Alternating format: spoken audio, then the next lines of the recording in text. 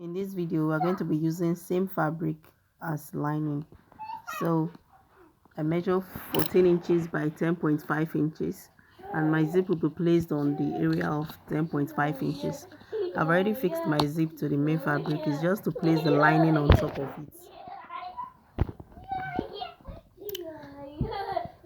The purses we have been making things are almost the same, or the same sizes, the same size of cords, to give different design, to shape it to different design.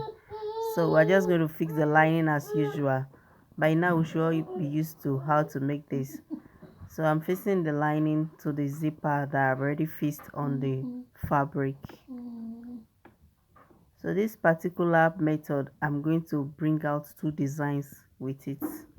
So this is the first design. Let's go. Fixing the zipper on the other side now, placing it on the fabric first. After that, which I'm going to place the lining on top it. This we have been doing from the beginning of this video. If you have started this class with us and you are watching it step by step, one after the other, by now you should understand what I'm doing here. So I'm not going to make this video too long. I'm just going to do some off camera. So the next thing is to place our lining on the zip I just fixed as well, and do the same thing we do in the other side. So you place and so true.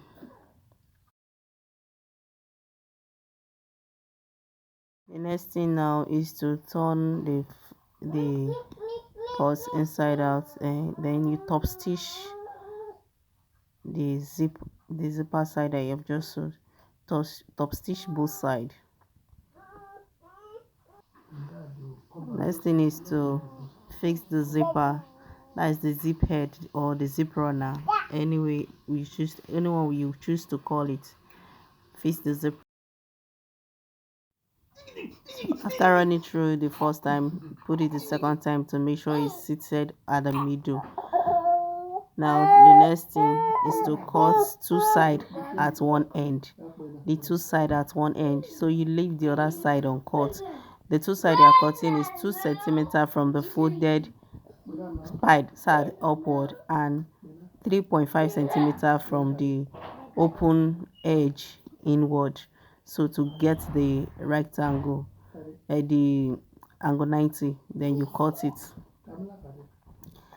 You cut both sides, just two sides from one side, then the other side you leave it uncut. So this time around you're going to bring out the lining. You're going to bring out the lining separately and place them on each other by setting it very well. Place Make sure the zip is at the middle when placing it on each other. You see the way I'm placing it. One, two, pick the third one. So you have 4 sheets placed on each other. You see this place is opening. That is when you know you are doing the correct thing. So what you do now is that place you place on each other, you place it and sew it down. The purpose of doing this is to hide our sewing, so that we don't need to line or weaving it or covering it with fabric. So it's going to hide the joining there. So just sew it down.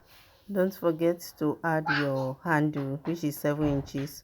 I place it directly under the where you have the zip, so it's already inside before sewing. So in between, before sewing that particular place my hand is now, so you're just going to turn it out through the main fabric for you to know when you're using the same fabric. The main fabric carried, make sure the zipper is running towards the handle, so that when it is being carried, the zip don't have any reason to run open. So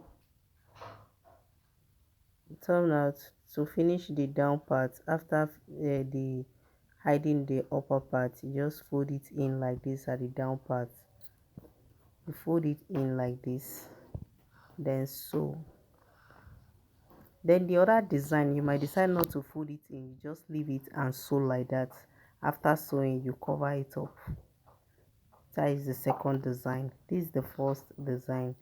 So the second design, instead of folding it in like this in the two sides towards the zipper, you might decide not to fold this in, you just leave it open and sew.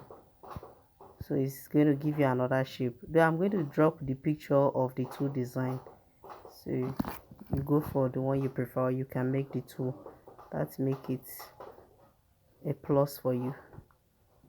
So the next thing you're going to do now, you trim off the excess.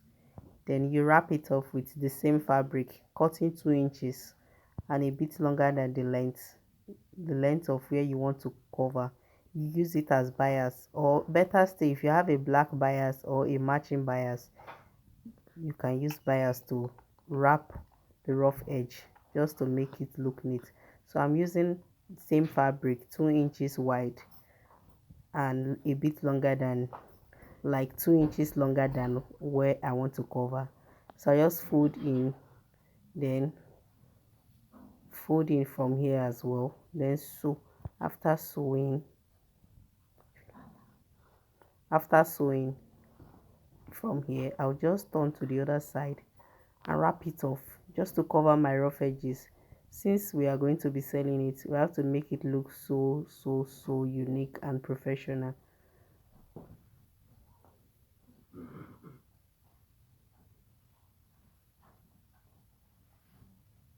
You wrap it off and sew it down. Voila, this is it. We are done. Next thing is just to open up our purse, and our purse is ready. So remember, if you are making the second design, you might not, you don't need to fold the down part towards the zip, the two sides towards the zip. You just leave it open like that and just sew it down. So you know how we used to normally finish this edge. I've taught the two ways you can finish the upper edge, the opening at the top. So that is what I'm just going to do here. Just how to finish the top, the up, this opening you are looking at. So after sewing, I'll open the purse itself and also sew it inside. That is after trimming it to the barest minimum, like almost invisible.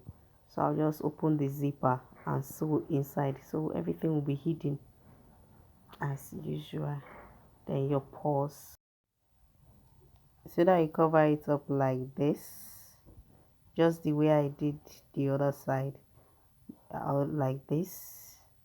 Or you open the purse, bring it out and try to sew it again outside. Everything will be invisible, and voila, your purse is ready. Wonderful, beautifully made. Thanks for watching. So this is the second design, which I told you that you might not fold the front, and if you do not fold the front towards the zip, this is the shape you are going to get. So these are the two design I'm talking about. So this one is 2 in 1.